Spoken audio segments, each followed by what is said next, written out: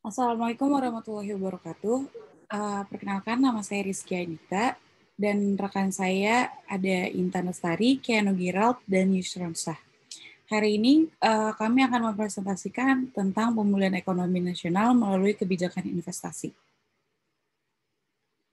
Tentang skop permasalahan, pada awal tahun 2020, pemerintah memprediksi ekonomi Indonesia bisa tumbuh hingga 5,3% year on year, atau lebih tinggi daripada realisasi pertumbuhan ekonomi 2019 sebesar 0,52%. Namun tanpa sempat diprediksi sebelumnya, negara ini dilanda pandemi virus corona atau COVID-19 yang menyebabkan berbagai sektor mengalami keadaan diambang kebangkrutan. Dan sudah ada pula yang bangkrut. Hal ini tidak lepas dari kurangnya antisipasi pemerintah Indonesia, bahkan dunia. Untuk mengurangi dampak dari pandemi ini, alhasil pemerintah harus memutar otak lagi untuk memulai kembali rencana awal meningkatkan pertumbuhan ekonomi negara seperti yang direncanakan sebelumnya.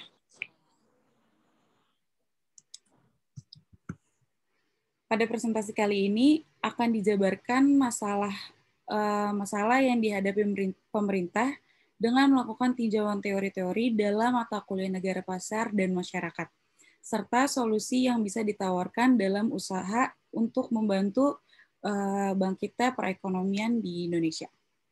Selanjutnya akan dilanjutkan oleh rekan saya, Intan. Jadi kenapa kita memilih teori ini di sini? Karena di sini pemerintah harus merevisi kebijakan investasi yang mana menyesuaikan sama keadaan saat ini. Dengan jumlah pengangguran yang bertambah dan pendapatan negara yang terbatas, harus mengalokasikan sebagian dananya untuk menanggulangi penyebaran COVID. Maka dari itu, kebijakan investasi dari negara lain dan mempekerjakan tenaga kerja lokal yang dapat mengatasi hal tersebut. Dikarenakan pendapatan masyarakat bergantung pada pendapatan negara menurut John Maynard Keynes. Kelemahan dari teori makro Keynesian ini, bila suatu hubungan manajemen antar pihak pemerintah dan pihak swasta kurang baik, maka semua akan berdampak pada perekonomian masyarakat yang terkesan diatur. Kemudian akan dibacakan lagi oleh Yusron. Dibacakan lagi oleh Keanu. Oke, pembahasan. Next slide. Ekonomi Indonesia pada triwulan 4 2020 terhadap triwulan 4 2019 mengalami kontraksi sebesar 2,19% year on year.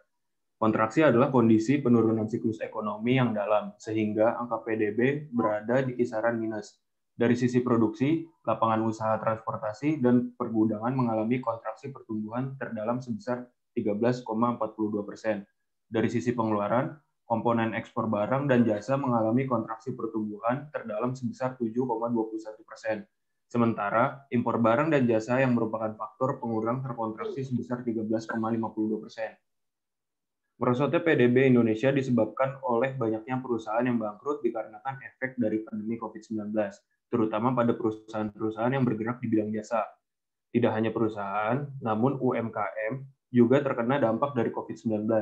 UMKM yang menggantungkan usahanya kepada pembeli selama pandemi ini menjadi sepi pembeli, sehingga omset menurun bahkan sampai tutup atau gulung tikar. Nah, banyaknya perusahaan dan UMKM yang bangkrut ini menimbulkan masalah baru, yaitu angka pengangguran menjadi meningkat. Dan selanjutnya, ini adalah infografis dari pertumbuhan ekonomi Indonesia pada triwulan keempat tahun 2020, bersumber dari Badan Statistik. Selanjutnya akan dijelaskan oleh Keanu.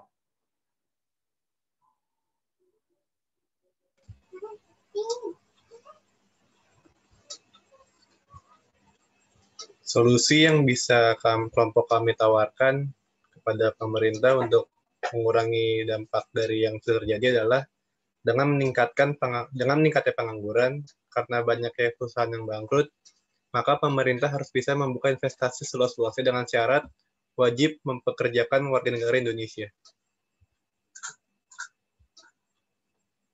Kesimpulannya juga dari kelompok kami, Berbagai kebijakan perlu dibuat dan dilakukan oleh Indonesia guna dapat mampu menekan angka stabilitas ekonomi di Indonesia.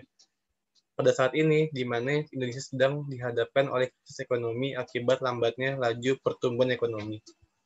Posisi pertumbuhan ekonomi Indonesia sedang mengalami perlambatan serta berbagai persoalan akibat wadah virus corona, seperti banyaknya pemutusan hubungan kerja serta perlambatan laju investasi. Indonesia harus mampu menjalankan dan meningkatkan pertumbuhan ekonomi melalui berbagai kebijakan yang dirasa efektif, guna mencegah perlambatan pertumbuhan ekonomi dan menjadi masalah di waktu yang akan datang. Saya kembalikan kepada teman saya, Rizky. Baik, terima kasih. Sekian presentasi dari kami. Kurang lebih mohon maaf. Wassalamualaikum warahmatullahi wabarakatuh.